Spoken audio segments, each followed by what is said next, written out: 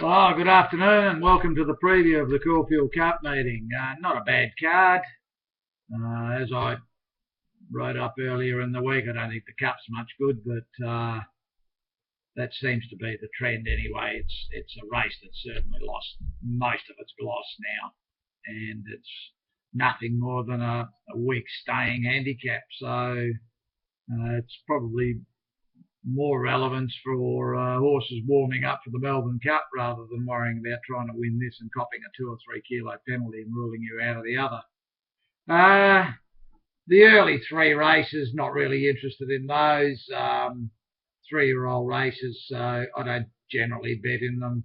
Although in race 3, I think Star Fashion's probably going to be quite hard to beat. Should have won last start. If he rides it a bit better, it'll win this.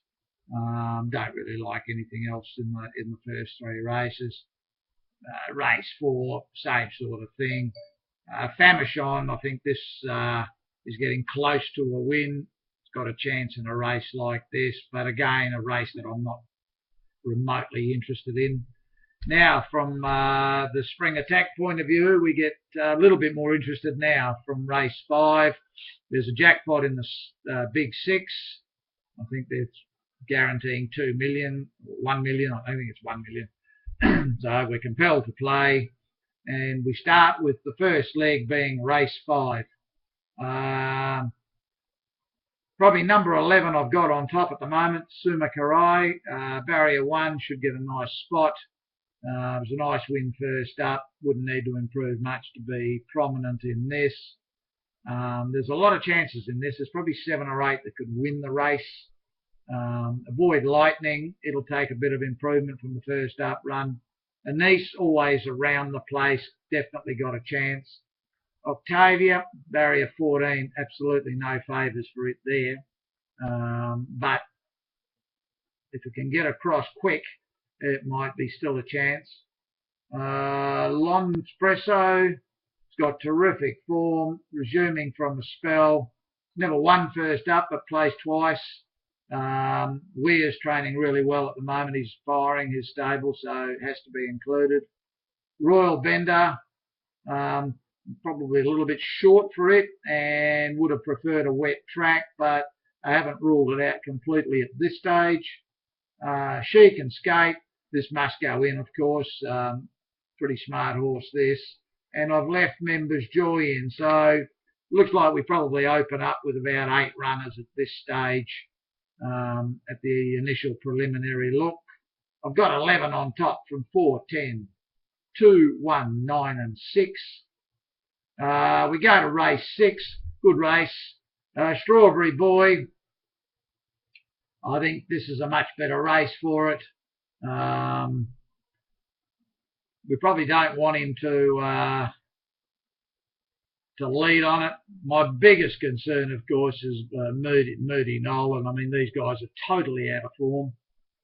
Probably since Black Caviar retired, no more juice. So, I think it's gone something like 70 rides without a winner, and I think Moody's about 65 without training a winner. Far cry from about 12, 18 months ago when he was running hot and any pig that he put out on the track was winning. So obviously there's been a major adjustment in his training technique, and maybe his vet's gone on leave. So that's my downside with this horse. It's just him. He's just going so bad. I suppose sooner or later he's got to train a winner, but you wouldn't want to be banking it. Bo Bamber, we all saw it win the Epsom. It was an outstanding win after getting knocked over. Back 200 metres and wide gate, up in weight. Wouldn't want to be taking 3 to 1 this. I found a couple here I think got a bit of a chance at a price. I think Conservatorium from Barrier 2's got a reasonable chance. Sheer talent, got a bit of a liking for this horse. I think it's got a bit of ability. Never fires first up, unbeaten second up. This is its go. It was a nice ride last time. He had it 3 wide at the back of the field and then just strolled home, beaten 2 lengths. It was red hot. So obviously they've probably had it, excuse me, earmarked for a race like this. And that was its normal tune-up run that it has every preparation. Text me if you can. Manawanui, I suppose if Manawanui was 75% of itself, it could probably win this. Pinwheel, getting a bit old now, 8 years and 1400, not really its main go, but I wouldn't be ruling either of those two out. Probably going to go around Strawberry Boy and Boban, but I have to put them in from a 6-up point of view. I wouldn't be considering them if I was at bet straight out. I'd be looking at number 7 Conservatorium and 5 Sheer Talent as probably the ones that are slightly over the odds. 7-5, 11-1, 10-9 and 2 from a 6-up point of view. We go to race 7, another nice race, quite a few chances again. Platelet, outstanding last start. This is no harder, can win this. Shamel Wind, got a good chance, better chance in this. The pattern killed it last time. They were swooping from everywhere. It got run down late. Share Monte, it's very close to winning here. It's well weighted with 53. Spirit of Boom, Ossenhagen, El Magico, and Pago Rock. They appear the only winning chances to me. I've got 1 on top from 9 Shamel Wind, 11, 5, 13, 10 and 7. Race 8, yeah, don't like this race. These shitpot 2,000 metre races, different winner every week. Honorius, well, it's never missed a place at the trip, so it goes in. Spurtonic, the Sydney form, probably good enough to give it a good chance. Terrific run in the Epsom, running 4th in that company, so if it runs up to that, it probably wins this. Scream Machine, another one that's coming out of the Sydney form. Looks like it's an ideally placed 2,000 metre horse. This is its right go. I've had a couple of lashes at this at big prices in shorter sprint races, and it's run a couple of times, but I think now 1, 3 and place 1 from 5 goes at this trip. If it handles the Melbourne way of going, it'll be hard to beat. Other chances to 10 Garood, probably 7 Bastan. Bash Straight, nice run in the Toorak this, and obviously this is a lot easier. It must go in. Probably they're the only winning chances. Although I saw one win at the Bush last week, come from a mile away with a big weight, Hurdy-gurdy man. Not sure about it yet. I'm going to have a closer look at its form, but gee, it was a slashing win with that sort of weight. And I think at the 200 it was impossible, and it's bolted in. So I'll have another couple of looks at it and see if I can convince myself to put it in, but it's probably the only other one. We go to race 9. Yeah, good race. On face value, there appears a lot of chances, but after the way Perron has performed its last 2 runs, I mean, the run in Sydney was terrific, coming from a mile away and in fast run race. And then last start, sit 3 wide, no cover to the corner, and then he smashed it to the front for some bloody reason, and it got run down in the last 50 yards. If he rides it properly, I mean, Cassidy's gone on it now, so that's a big plus. If they go to the front and he just rolls along, and he's a decent judge of pace in front, he's a terrific rider there. It's the one to beat. Possibly we bank this on 1 ticket anyway, and that way it gives us the ability to go a bit wide in other legs. There's probably 4 or 5 other chances. Xanadu, this is an interesting runner, this one, the Kiwi horse.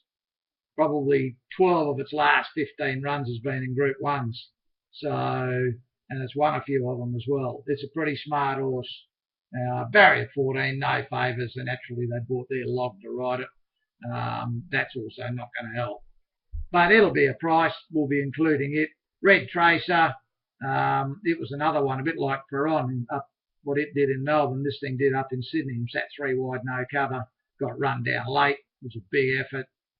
Sting out of the track would have been slightly better, obviously, but I mean, it's record 11 out of 14 in the money on a dry track. People keep saying it's a wet track, but its form's almost identical, wet and dry, although it's won 9 from 16 on rain affected going against 3 from 14. But it's 7 out of 8 at the distance, and that's the key. it's a 1400 metre horse rather than a miler. Must go in. Best of the others, probably 6 Benetta, 12 Molto Bene, terrific win last start. And I'd give Flying Schnitzel a chance. Forget about last run, it got held up at a critical stage, lost all its momentum. Then he got it going and obviously realised he couldn't win and put the handbrake on it. It was a better run than it looks. It goes in for sure. And we get to the Caulfield Cup. I just can't see any more than about 5 realistic winning chances. I think the winner comes from Silent Achiever, Hawkspur, Dandino, Royal Descent, and I'm starting to get a bit of a lean for Jetaway. I've had 2 or 3 looks at its last run in the Turnbull. It was a really good effort. The ride was no good, and it's got held up a couple of times at the critical stage. He protested, but he was 7th against 5th or something. It was an irrelevant protest, but it was a high order run. I think this is the blowout horse. There's a few others here. I mean, we're going to leave 12 in from a pick forward point of view, for example, but I don't think they're realistic winning chances. They're more place chances. Could run 3rd or 4th, a lot of the others. But I think from a winning point of view, there's 5. I did consider Julienus, but when I've looked at the times it's been running and how this race is going to be run from barrier 14, I don't know whether it can't get a soft lead, so that's going to make it hard. Obviously, it can run a place. But as I said, I think in the last leg of the 6-up, we're probably looking at going 15, 12, 2, 8 and 16. At this stage, and I've discussed it with the boys, we're going to be involved, obviously, in the jackpot in the 6-up. There's a quaddie jackpot. There's a guaranteed 2 million in the pick 4. We will be attacking all 3 of these, trying to get as many units as we possibly can. It's an interesting day's racing. Don't like anything else around the place. Have a look at Ascot. Always a dangerous meeting, the opening meeting at Ascot. What can happen here is things that have been flashing home at Belmont and winning, they won't be able to make the ground up here with a much shorter straight. The horses I'll be looking for here to bet on if I get involved there tomorrow will be something that's been leading at Belmont and getting nabbed in the last 100. They're probably going to win here, and that's been the trend here for years. So quite happy to stick to that format. Other than that, I haven't really found anything. The New Zealand meetings, Ashburton, not much of a meeting there. I had a quick flick through a couple of the races. There was nothing really that caught my eye there. Rotorua, never really been a big fan of betting at this track. It's a favours the front runners. So I'm probably going to give that meeting a miss. Although there is one decent race. I think it was race 6 is a pretty decent race, but I don't think there's any value. The ratings sort of indicate that things around the top are going to be hard to beat. And the other one is Otaki. Now they've come up with a heavy track. Not a lot of depth in these races. If I was forced to find one at a bit of a price, I would have thought that in the last race, race 8 at Otaki, I thought they rode Coastal Express very ordinary last start. Rides it with a bit more patience tomorrow. Maybe it can win. Would not be taking less than 7 or 8 to 1 this horse. That's it, guys. Good luck to everybody. Obviously, we've got Happy Valley on Sunday. There's a jackpot in the TT there, so we'll be looking at that on Saturday afternoon, evening. Good luck if you get involved in tomorrow. If you've got runners live in anything in doubles, etc. in the Caulfield Cup, good luck to you. I hope you're successful. Thanks for tuning in, guys.